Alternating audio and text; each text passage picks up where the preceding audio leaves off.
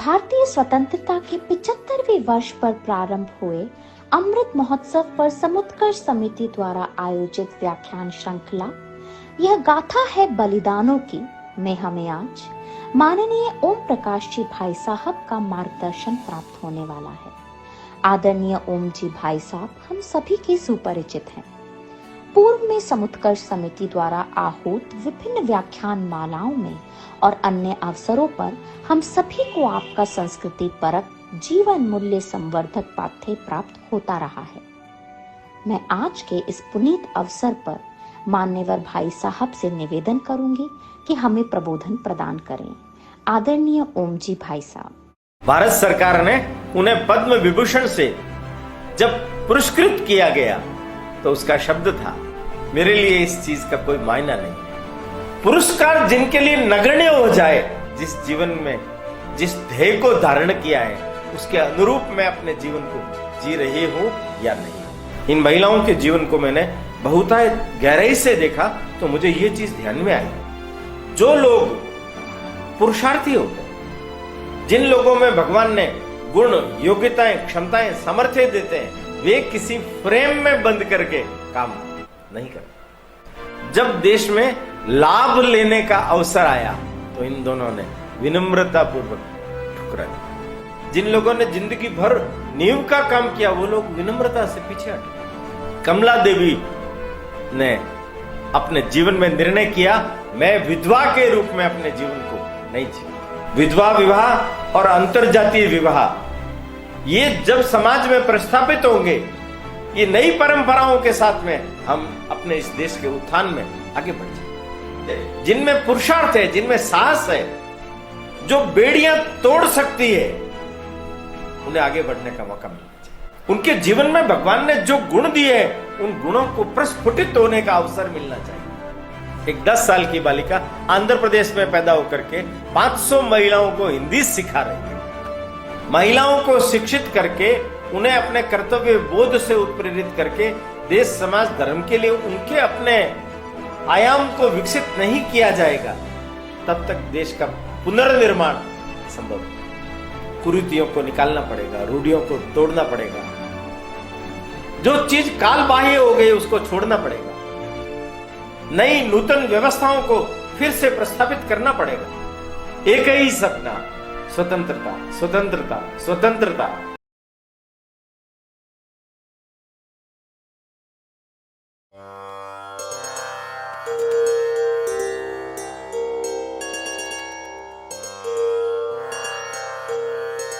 हिंदू भूमे सुरक्षार्थ केशवेन विनिर्मितम् यं संघपोषितं येन गुरुं तं प्रणमाम्यहम्।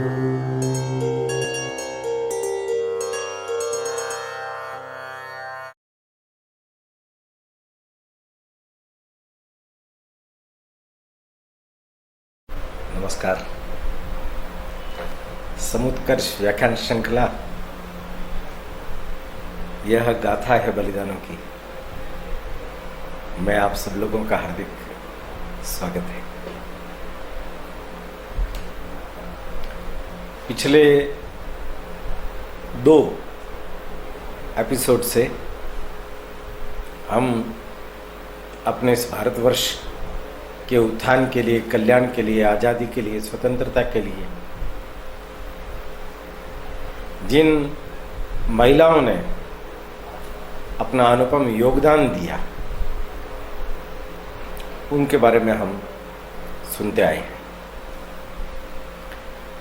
एक बात मैं बहुत पहले से ही साथ का साथ हमेशा ही कह रहा हूं कि भारतवर्ष के संपूर्ण आजादी के आंदोलन में एक साइलेंट वेव के रूप में, एक अंतर धारा के रूप में, एक विद्युत धारा के रूप में ये क्रांतिकारी ज्वाला इन क्रांतिकारियों को जो प्रेरणा देती रही वो इस मातृशक्ति के कारण से ही। कष्ट पाए हैं, यातनाएं पाई है, अपने घर का जैसे तैसे करके गुजारा किया है। बड़े घर की महिलाएं भी थी, सामान्य घर की महिलाएं भी थी। पर सबसे बड़ी दो बातें जिस पर ध्यान किया जाना चाहिए वो ये है, अगर उनमें हिम्मत नहीं होती, अगर वो क्रांतिकारी नहीं होती, अगर साहस नहीं होता, तो जेल जीवन की यातनाएं सहन नहीं कर पाती। स्वयं आगे होकर के जेल जीवन को, कष्टपूर्ण जीवन को स्वीकार करने की पात्रता उनमें नहीं होती।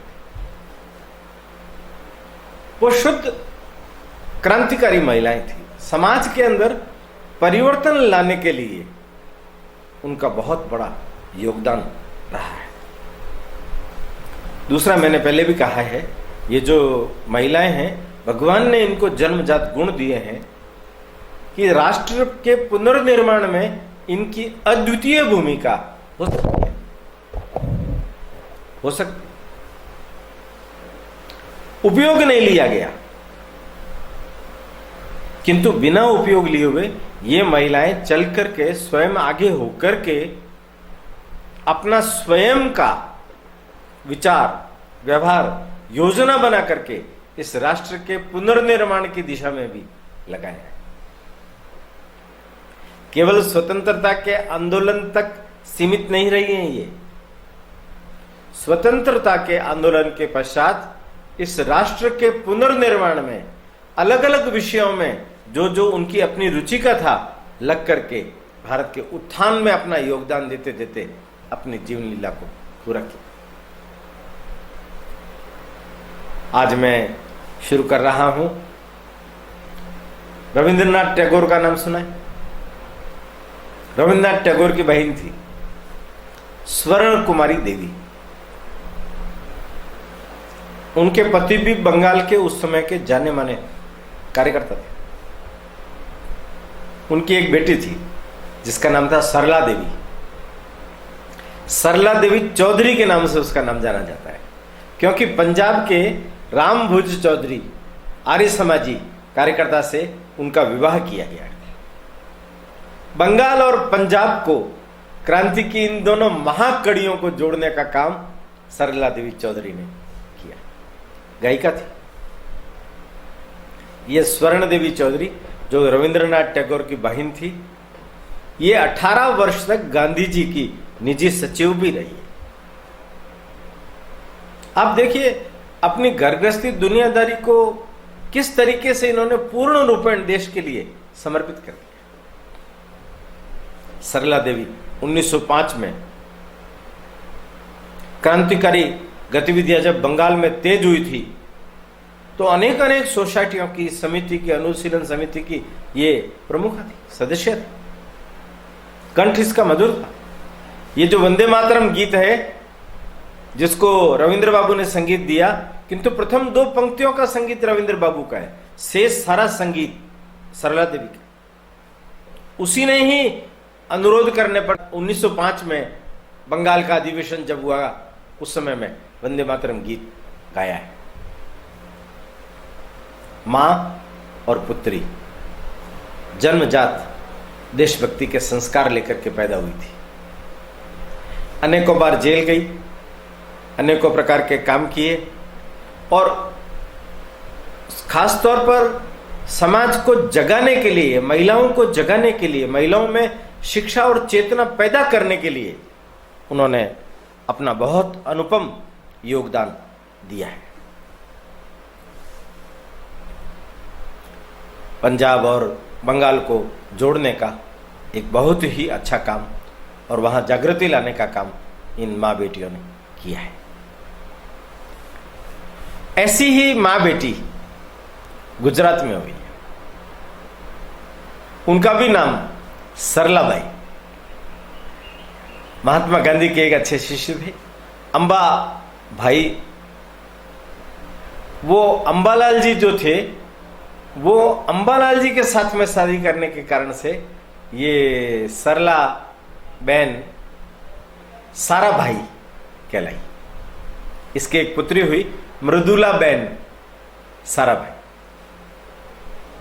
गांधी जी के प्रयत्नों के द्वारा गुजरात में चलने वाले विविध प्रकार के रचनात्मक कार्य, सामाजिक कार्य, साबरमती ट्रस्ट, कस्तूरबा ट्रस्ट, इन दोनों महिलाओं ने उन सब कामों को संभाला है, उसको गति दी, और उसके कारण से वो जो ट्रस्ट है, वो जो समाज की विविध प्रकार की सोसाइटियां हैं, समाज सेवा के क्षेत्र में हमेशा अग्रणी रहे। आप आश्चर्य करेंगे, ये जो मां है, इसको देश की आजादी के बाद में संसद का चुनाव लड़ने का न्योता दिया गया, और ये क्या कहती है? ये कहती है, विनम्रता पूर्वक उसको ठुकरा देती है कि ये संसद में जाकर के लाभ लेना ये मुझे शोभा नहीं देता, मैं तो सामाजिक कार्यकर्ता रही, देश के लिए, समाज के लिए, धर्म के लिए, मानवता के लिए मैं अपना काम करूंगी, जीवन पर्यंत काम करूंगी। मां और बेटी दोनों का विचार, दोनों का व्यवहार, दोनों का कार्य एक सरी। सरलाबेन, मृदुलाबेन साराभाई गुजरात के अंदर बड़ी जानी मानी नाम है, और दोनों ने गांधी जी के सब आंदोलनों में भाग लिया है, जेल भी गई है, अपने पारिवारिक जीवन को अस्त व्यस्त किया है, उसकी परवाह नहीं की। पर सबसे बड़ी बात क्या है, जब देश में लाभ लेने का अवसर आया, ध्यान से सुनना मित्रों मेरी बात, देश में लाभ लेने का अवसर आया तो इन दोनों ने विनम्रता पूर्वक ठुकरा दिया। हम जानते हैं देश की आजादी के बाद लाभकारी पदों को प्राप्त करने के लिए कैसी हौड़ और दौड़ मची थी। जो लोग कहीं लाइन में ही नहीं थे वो लोग अग्रणी भूमिका में आ गए, कंगूरे बन गए। जिन लोगों ने जिंदगी भर नींव का काम किया वो लोग विनम्रता से पीछे हटे, छोड़ दिया उन्होंने। ये मूलभूत सिद्धांत को अपने जीवन में उतारने के कारण से उनका जीवन इस तरीके का देखने को मिलता है। याद रखना मित्रों, जहां सिद्धांत, जहां तत्व व्यक्ति अपने जीवन में उतार करके अपने व्यवहार में जीता है, उसको पद की, प्रतिष्ठा की कोई आकांक्षा नहीं होती। और जहां कहीं भी उसे ये गंदगी या झमेला दिखाई देता है वो वहां से अपने आप को पीछे हटा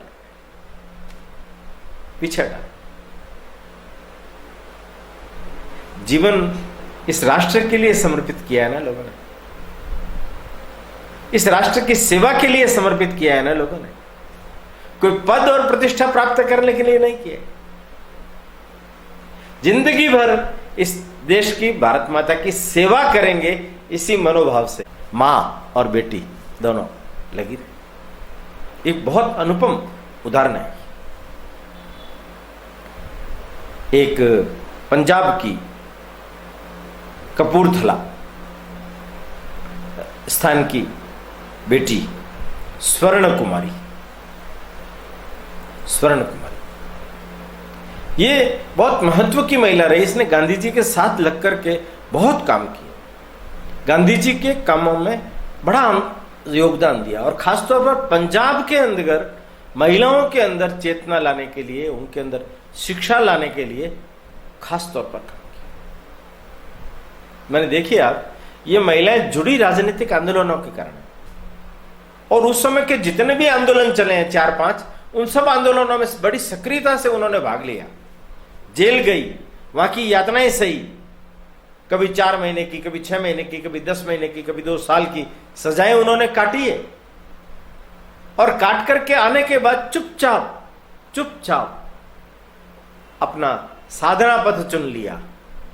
ये स्वर्ण कुमारी देवी, इसने महिला शिक्षा और महिलाओं में खेल कूद, इन दोनों विषयों को अपना लक्ष्य बनाया और उसके लिए अपने जीवन को खपा दिया।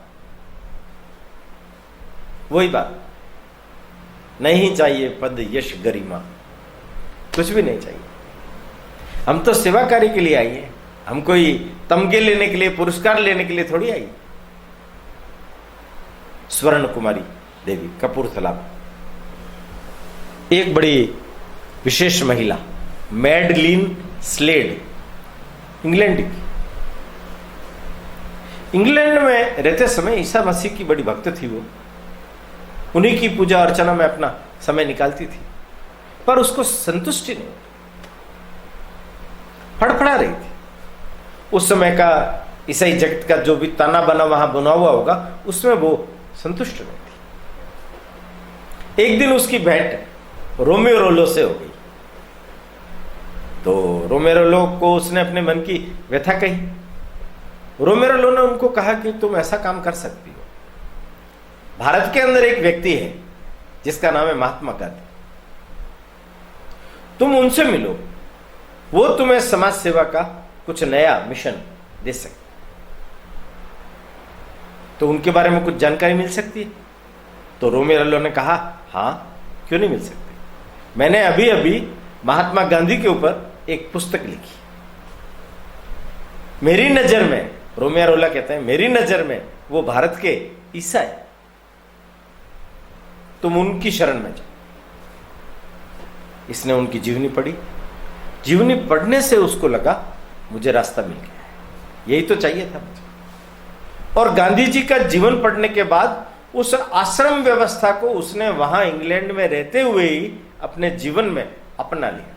जमीन पर सोती, सादगीपूर्ण वस्त्र पहनती, सादा भोजन करती, शाकाहारी हो गई। फिर गांधी जी को पत्र लिखा उसने। गांधी जी को पत्र लिखने के बाद गांधी जी ने कहा, अगर तुम्हारा संकल्प दृढ़ हो तो तुम जरूर।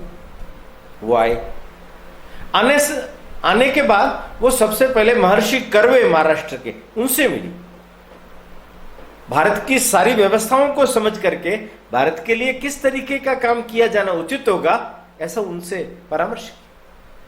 फिर वो गांधी जी से मिली, मैडलिन स्लेड, गांधी जी के वर्धा आश्रम में जब वो आई तो गांधी जी ने उसका नामकरण किया, तुम मेरी पुत्री हो और तुम्हारा नामकरण मैं मीरा बहन करता हूं। आपने सोचा होगा, कांग्रेस के अंदर मीरा बहन नाम की जो महिला थी वो अंग्रेज थी। यह भारत का बहुत बड़ा सौभाग्य है कि भगिनी निवेदिता, एनी बिसेंट, मरियम कंजीस, मीरा बहन, ऐसी अनेक अनेक महिलाएं जो भारत में आकर के भारत की पुत्री बन करके भारत के लिए उन्होंने अपना काम किया। उसको पहला काम दिया गया, जाओ तुम शौचालय उसको साफ करके आओ। वो तो पहले से प्रिपेयर्ड थी, गई और थोड़े ही समय में आश्रम में रच बस गई। स्वतंत्र चेता महिला होने के नाते किसी फ्रेम में बंद करके काम करना ये उनके लिए इतना वश में नहीं होता। और याद रखना, एक बड़ी महत्व की बात इस बीच में बोलता हूं मैं, जो लोग पुरुषार्थी होते हैं, जिन लोगों में भगवान ने गुण, योग्यताएं, क्षमताएं, सामर्थ्य देते हैं, जो चापलूसी नहीं करते, जो चापलूसी करके पद प्राप्त नहीं करते, अधिकारियों के इर्द गिर्द घूम करके चापलूसी करके अपने जीवन का उत्थान करना, अपने जीवन में सुख सुविधाएं प्राप्त करना, ये उन लोगों का लक्ष्य नहीं होता। वो पुरुषार्थी होते हैं। और जो पुरुषार्थी होते हैं वे किसी फ्रेम में बंद करके काम नहीं करते, वो अपना फ्रेम खुद चुनते हैं, वो अपना कार्य खुद चुनते हैं। उनके लक्ष्य में कोई दृष्टि भेद नहीं होता है, कार्य पद्धति में भेद हो सकता है। इन महिलाओं के जीवन को मैंने बहुत गहराई से देखा तो मुझे यह चीज ध्यान में आई। महिलाओं ने गांधी जी के आंदोलन में भाग लेकर के अपने आप को न्यौछावर जरूर किया, पर गांधी जी के ही रास्ते पर चलना ही मेरे जीवन का लक्ष्य है, ऐसा उन्होंने नहीं सोचा। भारत माता को स्वतंत्रता से मुक्त कराना और उसके राष्ट्र के परम वैभव के लिए अपने जीवन की क्षमताओं का उपयोग करना, यही है मेरे जीवन का उपयोग और सार्थक। मीरा बहन ने भी यही किया, गांधी जी के साथ लगी रही, आश्रम में लगी रही, उनके आंदोलनों में लगी रही। और गांधी जी का स्वर्गवास हो जाने के बाद में उसने हरिद्वार में जाकर के किसान आश्रम खोल लिया, ग्रामीण विकास के कार्यों के लिए किसान आश्रम, और जीवन पर्यंत वो किसानों के लिए काम करती है, जीवन पर्यंत। मैंने आप देखिए, गांधी जी के चले जाने के बाद में उसने ये नहीं सोचा कि मेरे जीवन का जो मिशन है, वो लक्ष्य है, वो खत्म हो गया है। नहीं, मेरे जीवन का लक्ष्य तो सर्वांगीण उत्थान है, ग्रामीण विकास है। जो मैंने सीखा है, मैं भारत के ग्रामवासियों के लिए, किसानों के लिए काम करूंगी, उन्हें प्रशिक्षण दूंगी। लक्ष्य के लिए, ध्येय के लिए अपने आप को समर्पित कर देना कितना बड़ा काम है, कितना बड़ा काम है। व्यक्ति निष्ठा नहीं है यहां, व्यक्ति निष्ठा नहीं। अक्सर कर इस दुनिया में आपको देखने को मिलेगा, व्यक्तियों के साथ ही सब जुड़ाव होता है। व्यक्ति गए, खेल बिखर गए, सारी नई टोली आ जाती है, नया काम आ जाता है। व्यक्ति निष्ठा, तत्वनिष्ठ, ध्येय निष्ठा, लक्ष्य निष्ठा, उस पर उसने अपना जीवन समर्पित किया। वीना के फैकिंग गांव के अंदर उसका स्वर्गवास हुआ था। उसको पद्म विभूषण भी दिया गया भारत की ओर से। दादा भाई नौरोजी की पोती खुर्शीद नौरोजी, उसने भी गांधी जी के साथ में मिलकर के बहुत बड़ा काम किया है। महिला वॉलेंटियर सेना बना करके उस समय में जगह जगह पर पे पुलिस को चकमा दे करके आंदोलन करना, फिर पकड़े जाने पर जेल में जाना, छोड़ दिए जाने पर फिर से आंदोलन करना, माने पुलिस की नाक में दम कर देना। मुंबई की सड़कों पर इस खुर्शीद नौरोजी ने जबरदस्त धमाका मचा दिया। लोग मुरीद थे इसके काम के, इसकी योजनाओं के। छापामार पद्धति से ये काम करती थी खुर्शीद नौरोजी। और एक बड़ा, ये संगीत की भी बड़ी मर्मज्ञ थी। संगीत के माध्यम से लोगों के जीवन में परिवर्तन लाना, इसके लिए भी इसने काफी प्रयत्न किया। 8 बार जेल गई है, 8 बार। और अभी मैं जिसके बारे में बताने जा रहा हूं, बड़ा जबरदस्त नाम, जानकी देवी बजाज। जमनालाल जी बजाज का नाम तो सुना है। गांधी जी ने जब साबरमती आश्रम से दांडी मार्च के लिए प्रस्थान किया, तब कहा था कि जब देश आजाद होगा तो मैं वापस लौट करके साबरमती आश्रम में आऊंगा। तो देश तो आजाद हुआ नहीं, उनकी दांडी मार्च पूरा हो गया, उनको गिरफ्तार कर लिया गया, छूट गए, अब कहां जाए। तो जमनालाल बजाज ने आगे होकर के कहा, आप आइए, मैं आपके लिए वर्धा में आश्रम की व्यवस्था करता हूं। वर्धा में जमनालाल जी बजाज का सारा कारोबार था। वर्धा में वृद्धाश्रम जो खोला गया, उसमें गांधी जी से लगा करके, उनके आश्रम में रहने वाले अन्य लोगों से लगा करके, साथ में मेहमान वगैरह जो लोग आते हैं करते हैं, उनकी सेवा शुश्रूषा करना, ये काम कौन करता था पता नहीं चलता। ऊपर से जमनालाल बजाज, किंतु अंदर रीढ़ खंभ जानकी देवी बजाज।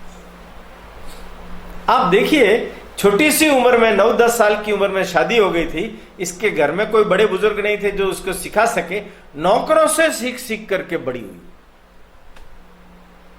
विदेशी आंदोलन, विदेशी वस्त्रों की होली जलाओ, विदेशियों के खिलाफ काम करो। उस समय इस महामहिला ने, जो सेठानी थी, अपने घर के अंदर मूल्यवान कीमती सारी विदेशी वस्तुएं जला, उनको देख करके उनके नौकरों ने, अन्य लोगों ने, उनके यहां काम करने वाले लोगों ने उनका सहयोग। आप सोच सकते हो, माने जानकी देवी बजाज के बारे में मैं ये कह सकता हूं कि उस महारानी ने, जिसका राजमहल जैसी शान शौकत का घर था, अपने विचार के अनुरूप उसे गांधी आश्रम में बदल दिया। आश्रम कोई कर सकता है? कोई छोड़ सकता है? जीवन के अंदर भगवान इतना अधिक वैभव देता है, उन वैभवों को सहज ही परित्याग करके अपने जीवन को सन्यासी के माफिक बना सकता है। अपने पुत्र को दांडी मार्च में भेजा, वो बीमार हो गया इसलिए वापस आना पड़ा। इनके पति को जब गिरफ्तार कर लिया गया तो पीछे सारी इनकी संपत्तियां जब्त कर ली गई। तो नए सिरे से संपत्तियों को खड़ा करने के लिए नए संस्थान खड़े किए। और जानकीलाल जी बजाज का स्वर्गवास हो जाने के बाद भी ये जानकी देवी बजाज लोगों की सेवा में, उनके कामों में, गांधी जी के कामों में, साथ साथ गांधी जी की मृत्यु हो जाने के बाद में भी विनोबा भावे के साथ में जुड़ करके समाज सेवा के उत्थान में लगी रही। कैसी निष्प्रियता थी।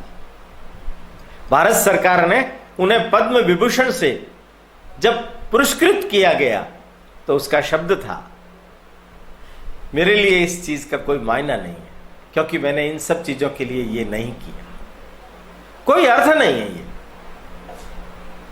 पुरस्कार जिनके लिए नगण्य हो जाए,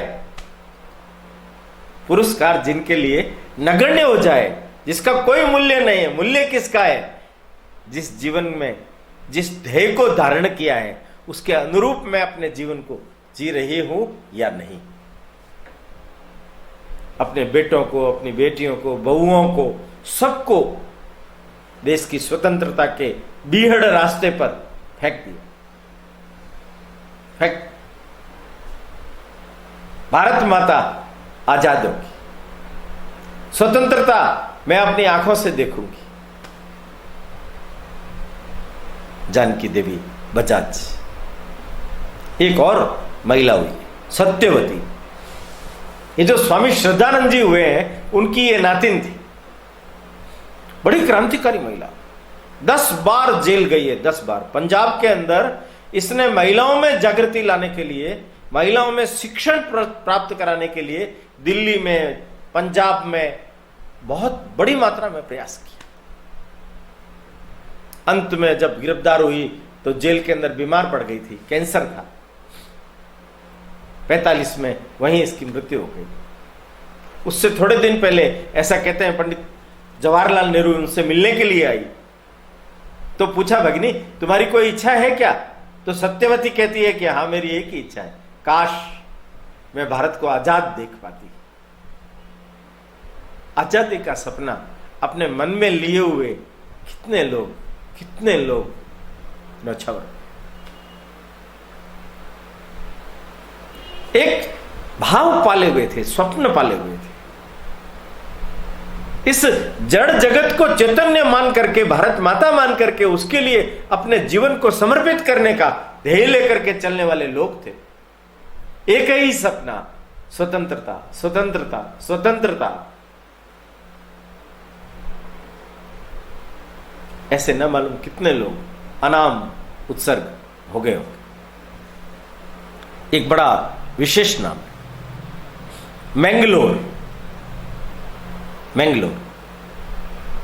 मैंगलोर में जन्मी कमला देवी बाल विधवा हो गई। उस समय के संपूर्ण व्यवस्थाओं में बाल विधवा हो जाने के बाद उसको अपना पूरा जीवन उसमें ही निकाल देना पड़ता है। उसके लिए संसार कोई अर्थ ही नहीं रखता। सांसारिक कर्तव्यों से इतनी पूर्ति हो जाती है उसकी। मैं थोड़ा यहां विक्षेप पैदा कर रहा हूं कमला देवी के बहाने। आज भी देखिए, वृंदावन में जाकर के देखिए, काशी में जाकर के देखिए, बंगाल की, उड़ीसा की, बिहार की, अपने देश के अन्य स्थानों की छोटी उम्र के अंदर हो गई विधवाएं, वो अपना जीवन व्यापन वहां कर रही। कृष्ण भगवान को, ठाकुर जी को, भोलेनाथ को अपने जीवन को समर्पित करके अब ये जीवन उनका है, उनकी सेवा अर्चना में लगी हुई। मैं ये नहीं कहता हूं कि ये गलत है, पर मैं ये कहता हूं कि उनमें से जिनमें पुरुषार्थ है, जिनमें साहस है, जो बेड़ियां तोड़ सकती है, उन्हें आगे बढ़ने का मौका मिलना चाहिए। उनके जीवन में भगवान ने जो गुण दिए हैं, उन गुणों को प्रस्फुटित होने का अवसर मिलना चाहिए। समाज के लिए, देश के लिए, धर्म के लिए उनके जीवन का सदुपयोग होना चाहिए। ये बहुत आवश्यक है। विधवा विवाह और अंतरजातीय विवाह ये जब समाज में प्रस्थापित होंगे, ये नई परंपराओं के साथ में हम अपने इस देश के उत्थान में आगे बढ़ जाएंगे। कमला देवी ने अपने जीवन में निर्णय किया, मैं विधवा के रूप में अपने जीवन को नहीं जीऊंगी। वो पढ़ी लिखी, बड़ी हुई, मद्रास में गई, सरोजनी नायडू के भाई हरिंद्र चट्टोपाध्याय, उसके साथ विवाह किया। समाज तो रूढ़िवादी है ना, बबीला मस्ताई है ना, पर एक बार बुलबुला उठ करके शांत हो जाए। और उन दोनों ने लंदन जाकर के पढ़ाई की, वापस आकर के अपने देश के लिए काम करने का प्रयत्न किया।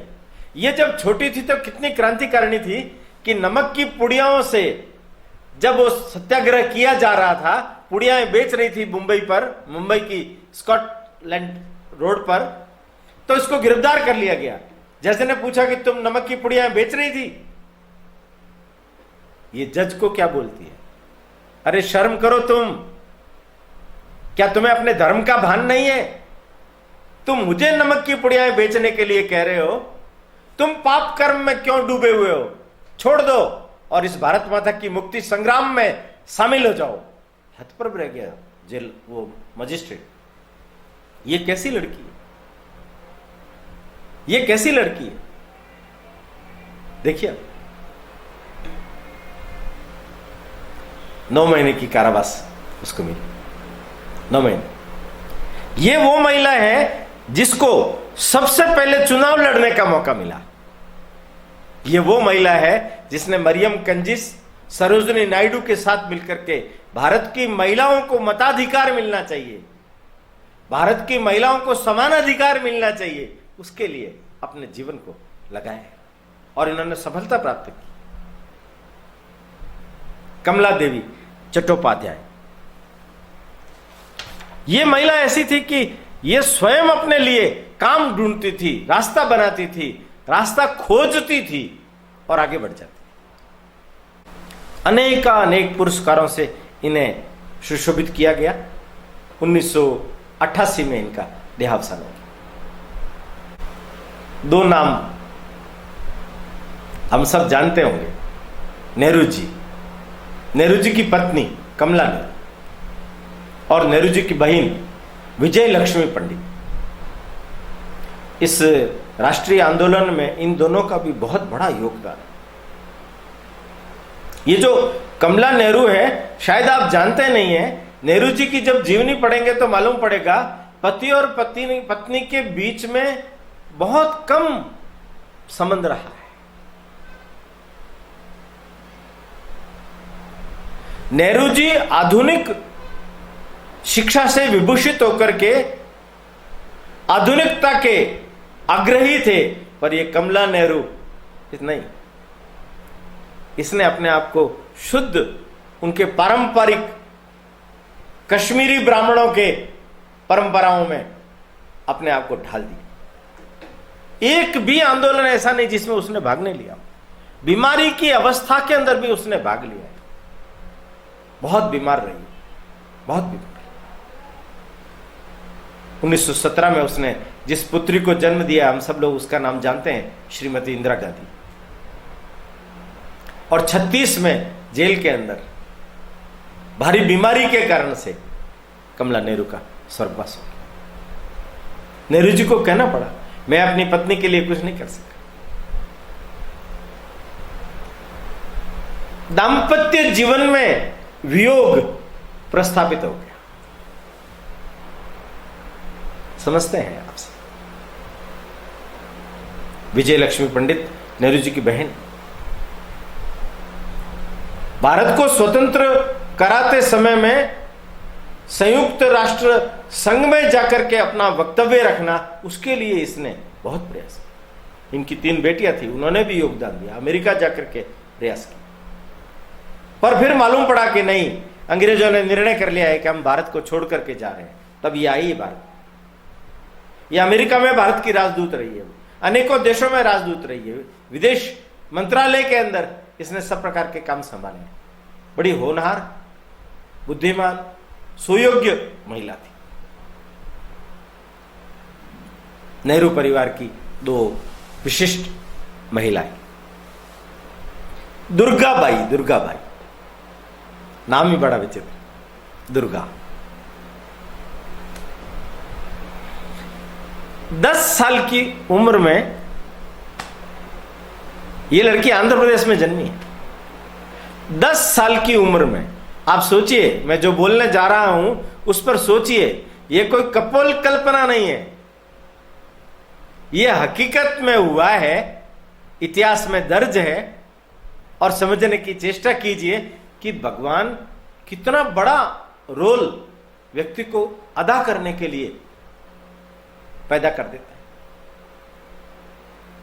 हिंदी पाठशाला, महिलाओं के लिए, स्त्रियों के लिए हिंदी पाठशाला 10 साल की उम्र में इस दुर्गा नामक लड़की ने खोल दी और उनको हिंदी सिखाने लग गई। मालूम पड़ा जब गांधी जी भी आए, CF एंड्रयूज वो भी आए, उन लोगों ने इस बच्ची को हिंदी पढ़ाते हुए देखा, दंग रह गए। एक 10 साल की बच्ची, और आंध्र प्रदेश जैसे इलाके में जहां तो तेलुगु ही मूल भाषा, मातृभाषा है, वहां हिंदी का इतना प्रचार प्रसार करना, आज भी आप देख रहे हैं हिंदी के लिए बात करने पर दक्षिण के राज्यों में, चाहे वो तमिलनाडु हो, चाहे वो कर्नाटक हो, चाहे वो केरल हो, वहां विरोध होने लगता। हिंदी राष्ट्रभाषा है, संवाद भाषा है, हमारे देश की बहुत प्राचीन संस्कृत भाषा से जुड़ी हुई भाषा है।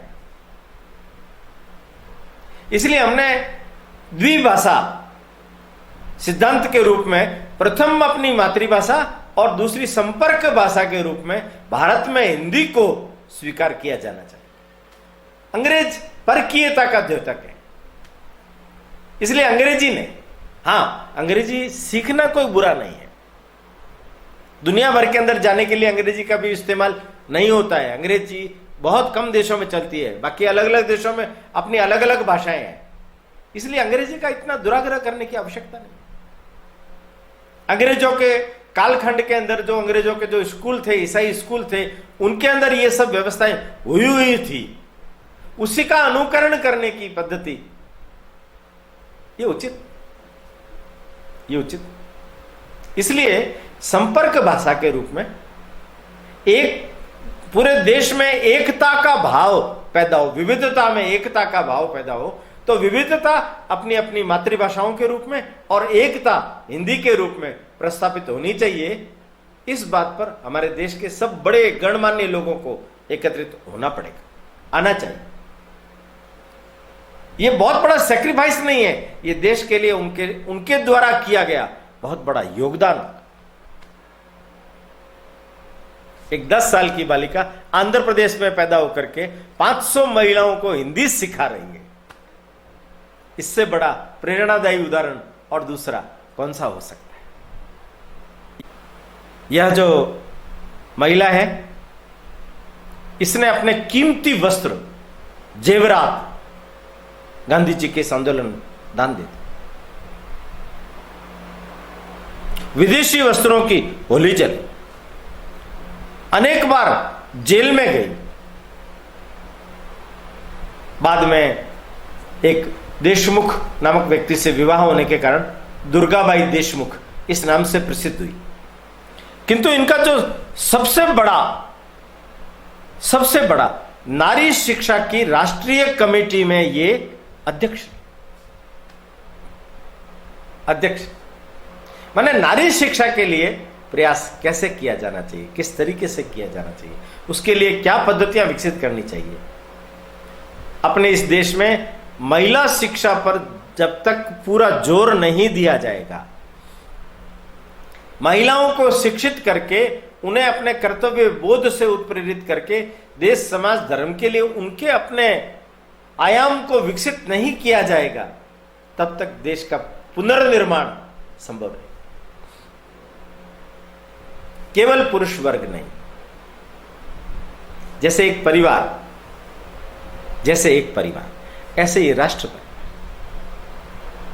जैसे परिवार में महिलाएं और पुरुष मिलकर के अपने परिवार को अग्रणी भूमिका में ले जाने के लिए प्रयास करते हैं, ऐसे ही इस पूरे देश में हर परिवार, सब परिवार मिलकर के, महिला पुरुष कंधे से कंधा मिला करके एक साथ जुट करके इस राष्ट्र के पुनर्निर्माण में जब तक नहीं लगेंगे, तब तक पुनर्निर्माण संभव नहीं। कुरीतियों को निकालना पड़ेगा, रूढ़ियों को तोड़ना पड़ेगा, जो चीज काल बाह्य हो गई उसको छोड़ना पड़ेगा, नई नूतन व्यवस्थाओं को फिर से प्रस्थापित करना पड़ेगा। इस देश की मूल जड़ें कहां हैं, उसकी प्रकृति कहां है, वो हिंदुत्व कहां है, वो हिंदू संस्कृति कहां है, वो हिंदू सभ्यता कहां है, जिसके अधिष्ठान पर इस राष्ट्र के पुनर्निर्माण को हम फिर से प्राप्त कर सकें, उसकी कार्य योजना बनाना अभी बाकी है। देश में कुछ संगठन, कुछ समाज सेवा करने वाली संस्थाएं इस दिशा में प्रयत्न कर रही है, पर वो अभी ऊंट के मुंह में जीरा, इतना ही प्रयत्न है। जब तक इस पूरे देश भर के 25,000 से भी ज्यादा परिवार, 25,000 से भी ज्यादा परिवार अपने जीवन में राष्ट्र पुनर्निर्माण का संकल्प लेकर के आगे नहीं बढ़ेंगे, तब तक राष्ट्र का पुनर्निर्माण संभव नहीं। याद रखना, राज्य व्यवस्था का काम राष्ट्र के पुनर्निर्माण का नहीं है। लॉ एंड ऑर्डर मेंटेन करने का काम उनका है। ये जो मैं बोल रहा हूं, समाज जब तक स्वयं आगे होकर के समाज सेवा के विविध प्रकार के कामों को जब तक पूरा नहीं करता, तब तक काम पूरे नहीं हो सकते, तब तक काम पूरे नहीं हो सकते। दुर्गाबाई देशमुख ने महिला शिक्षा के लिए बहुत बड़ा काम किया। एक नाम है उर्मिला देवी शास्त्री, जेल में वही सजाएं, श्रीनगर में जन्म, उत्तर प्रदेश में बहुत बड़ा काम किया। अपने जीवन में खुद चला करके घर परिवार के उत्तरदायित्वों से ऊपर उठ करके, ये मेरी जिम्मेदारी है, क्या करूं, मेरा तो घर है, मेरा तो परिवार है, मुझे तो समय नहीं मिलता, बच्चे छोटे हैं, 50 प्रकार की बातें हम अपने परिवारों के अंदर सुनते हुए नजर नहीं आते।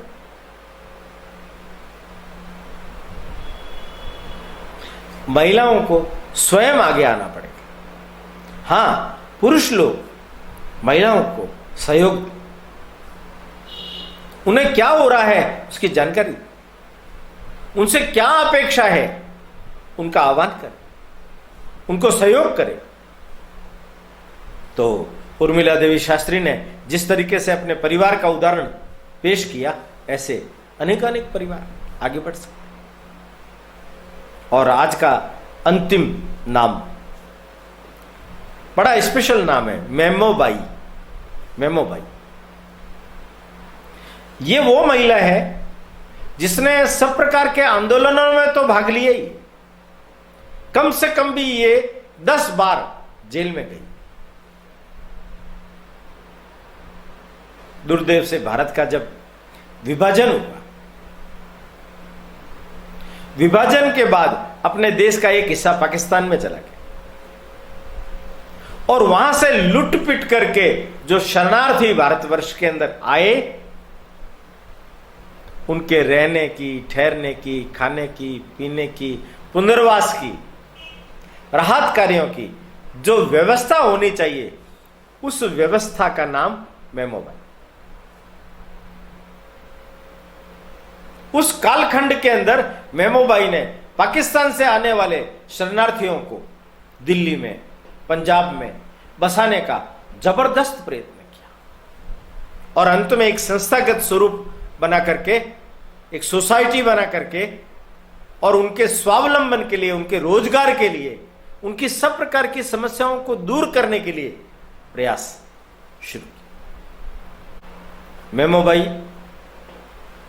ग्रामीण यह महिला विकास और रोजगार स्वावलंबन, इसके लिए उसकी देख रेख के अंदर अनेक सोसाइटियों ने, समितियों ने काम किया।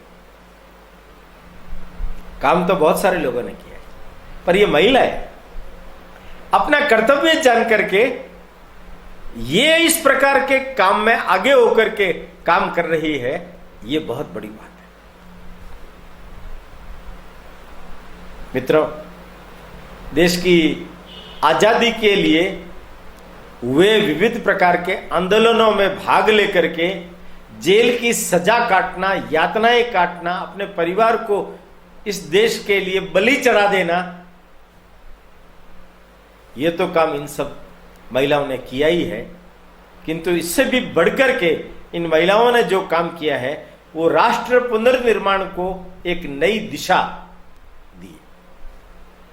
अपने स्वयं का उदाहरण लोगों के सामने रखा है, उनसे प्रेरणा प्राप्त करके राष्ट्र निर्माण के विविध आयामों की दिशा में हम लोग और अधिक आगे बढ़े, इस गति को बढ़ाएं, अपने इस देश को आगे बढ़ाएं, राष्ट्र का पुनर्निर्माण करें।